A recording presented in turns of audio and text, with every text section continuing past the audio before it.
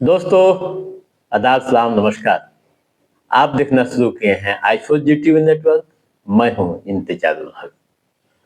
आज के इस खास वीडियो शो में हम बात करेंगे पूर्व मुख्यमंत्री नीतीश कुमार के बेटे निशांत कुमार के बारे में।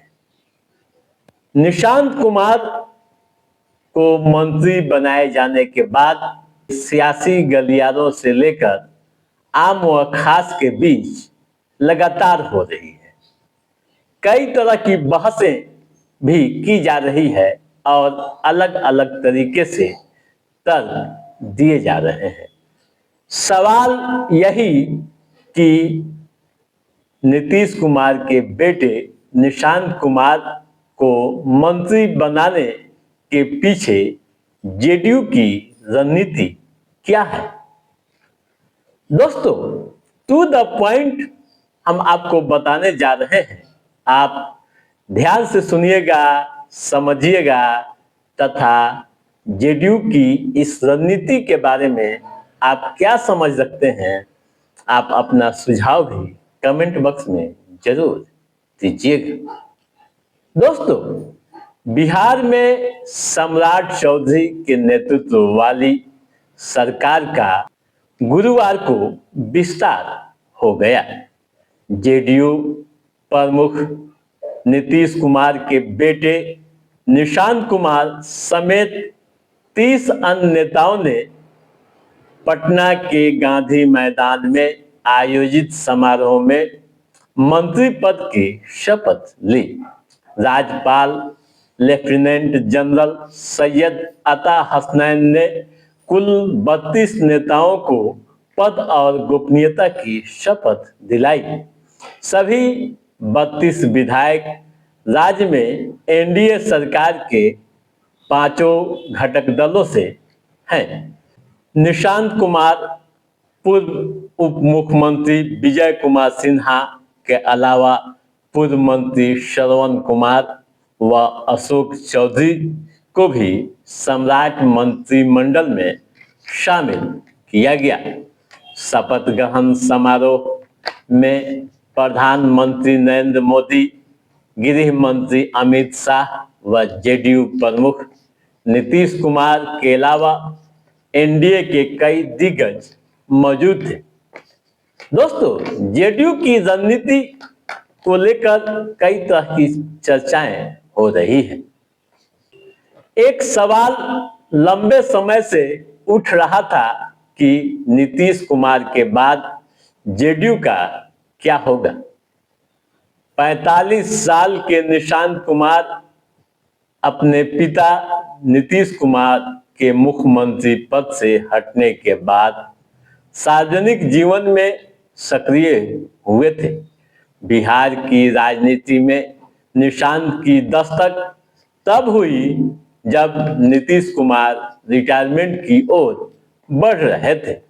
ऐसे में यह सवाल भी उठना स्वाभाविक है कि निशांत कुमार बिहार की राजनीति में अपने पिता की पार्टी यानी जेडीयू को और मजबूत बनाएंगे या खुद भी एक बेहतर मुकाम पर पहुंचेंगे। जेडीयू की इस रणनीति को लेकर जो जानकारों का दावा है, जो राजनीतिक पंडित कह रहे हैं, उनकी बातों पर भरोसा करें तो आप जान लीजिए कि मंत्री बनने या निशांत कुमार को मंत्री बनने का फैसला पार्टी का था।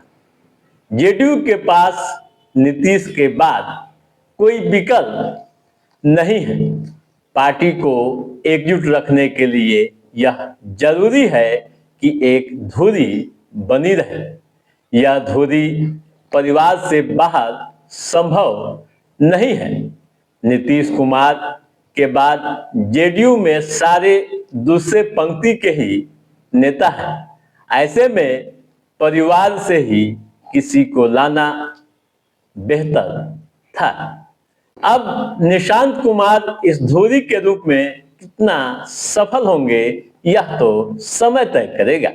दोस्तों, जैसा कि आप जान रहे हैं कि बिहार की सियासत में नीतीश कुमार परिवारवाद का सख्त विरोध करते थे, इसलिए परिवार को अपनी राजनीति से बिल्कुल अलग रखा था।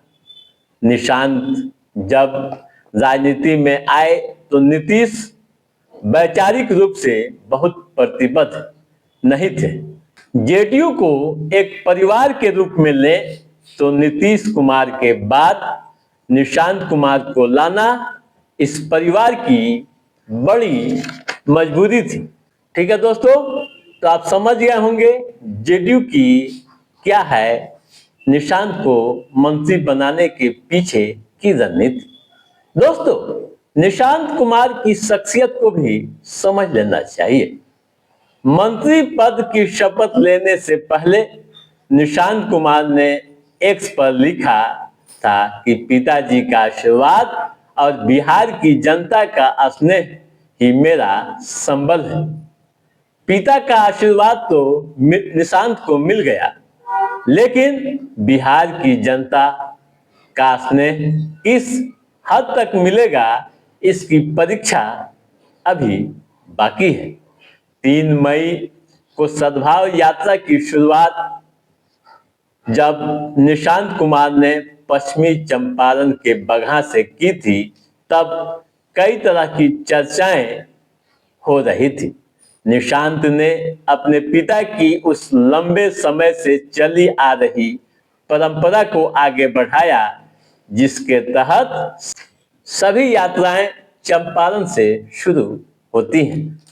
दोस्तों, निशांत कुमार कितने पढ़े लिखे हैं यह भी आप जान लीजिए। आपको बता दूं कि निशांत ने पटना सेंट्रल स्कूल से 12वीं की पढ़ाई की है। उसके बाद उन्होंने साल 2002 में कंप्यूटर साइंस में बीटेक की डिग्री बीआईटी मेसा से ली है।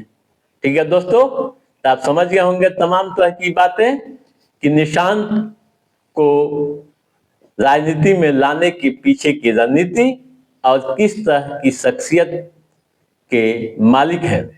तो दोस्तों, आज के इस एपिसोड में बस इतना ही। कैसा था हमारा ये एपिसोड, आप लाइक और कमेंट करके हमें जरूर बताइएगा।